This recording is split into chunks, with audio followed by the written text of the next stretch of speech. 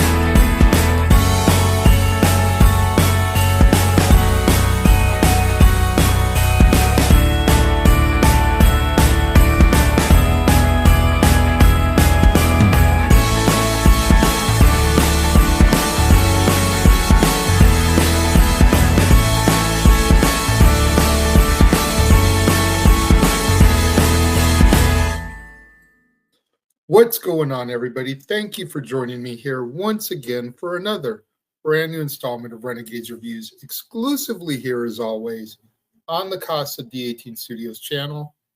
I, of course, am your host, the Renegade JJ Williams, thanking you for coming back and joining me here in the theater.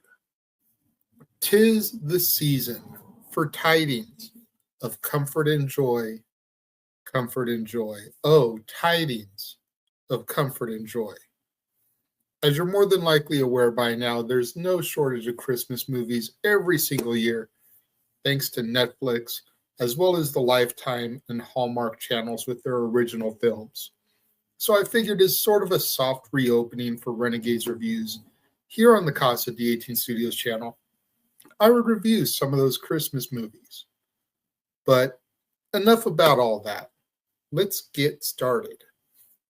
Today's film was another Netflix original that was released this year, directed by Peter Sullivan and written by Marla Sokoloff, and I hope I pronounced your last name right, who's probably best known as Stephanie Tanner's best friend Gia on Full and Fuller House.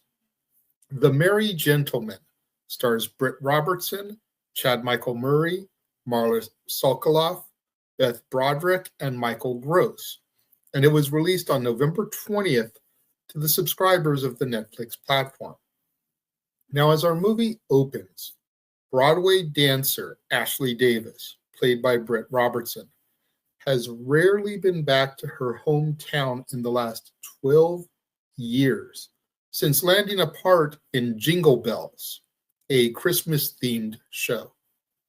One evening, after having a slight misstep on stage, she is called into Jody, the choreographer's office, played by Meredith Thomas, and she's told that she has been replaced by a younger dancer, supposedly as a way to keep the show fresh. Ashley's mom, Lily, played by Beth Broderick, calls her to let her know that she and her dad, Stan, played by Michael Gross, are going to come to New York City to see her show on Christmas Eve. However, she tells them that she is coming home to Sycamore Creek instead. Upon arriving at her parents' venue, the Rhythm Room, she literally runs into a guy named Luke, played by Chad Michael Murray, a relatively new resident to town who is a carpenter and a handyman. Now, her parents' landlady for the bar, Denise, played by Maria Canals Barrera, arrives to remind them about their overdue rent.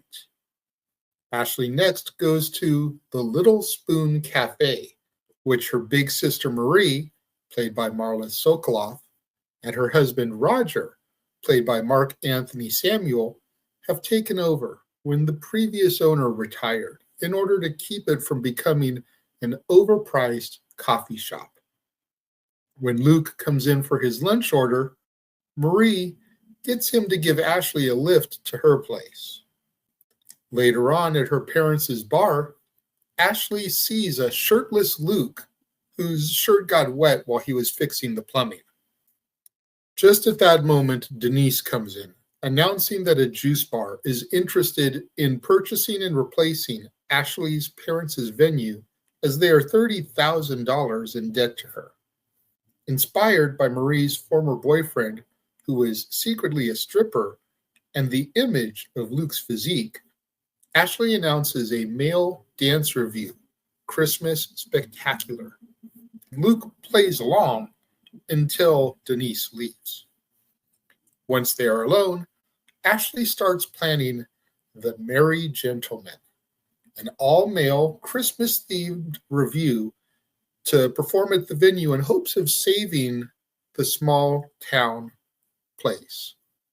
Luke originally refuses, but he ends up caving in upon hearing that they have under a month to raise the rent for the rhythm room in order to pay off its debt. In addition to Luke, she also recruits Roger and the bartender Troy, played by Colt Prats, while she choreographs their routines.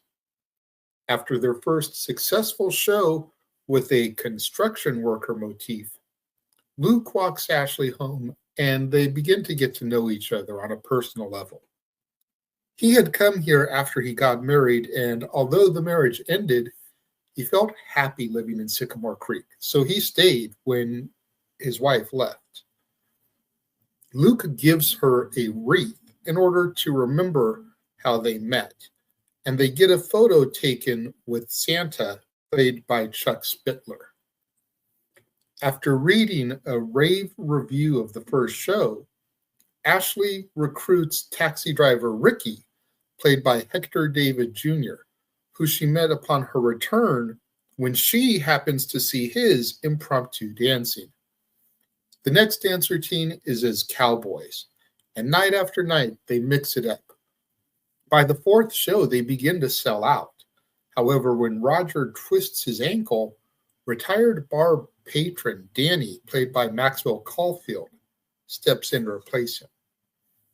At the cafe, Ashley is told by Troy that Luke is the happiest that he has seen him in ages, and that he actually used to live in New York City. Marie then asks her to deliver Luke his lunch.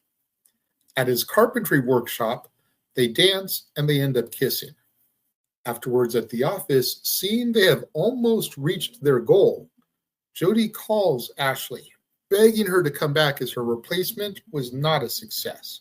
So she offers her a raise and a decent contract. Ashley tells her parents, who tell her to do what is best for her. Unfortunately, Luke cuts off communication with her after she tells the dancers as a group and not giving him a heads up first, saying that he was actually starting to fall in love with her.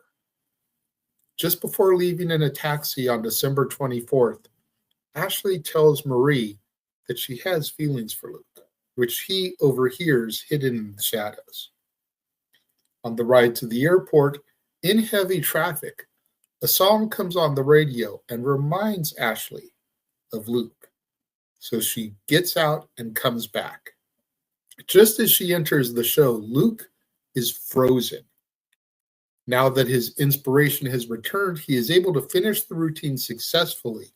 And at their extended family Christmas dinner, Ashley is able to hand over the full $30,000 to Denise and even invites her to join them for Christmas dinner as our movie comes to its close. Now, as I keep saying, for me, Christmas movies come down to one simple thing.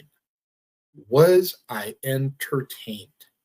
The plots are often void of depth because they want you to believe in the impossible, believe in the spirit of the Christmas miracle, which by now you guys should know I do. There are, of course, rare cases where a Christmas movie script does possess depth. And when you find one of those, you found a true gem.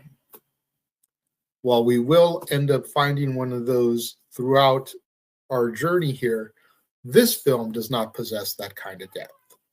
But again, it doesn't prevent it from being an enjoyable film. I felt like there was a solid chemistry between Ashley and Luke. It made you want to root for them. This was essentially a Christmas version of like a Magic Mike. Now, granted, I've never seen Magic Mike, but you just look at the commercials and it looks similar. It was just more fun. When it comes to my rating for this, I give it a solid 3 out of 5 stars. But tell me, what do you guys think of The Merry Gentleman? Let me know. Leave your thoughts in the comments below, and let's have that conversation, that discussion, that debate, that discourse that I'm always trying to engage you, my loyal viewers, in. Until next time, when we return to the theater for another brand new episode of Renegades Reviews, exclusively here on the Casa D18 Studios YouTube channel, I have been your host, the Renegade J.J. Williams, thanking you for tuning in, and I will catch you all next time.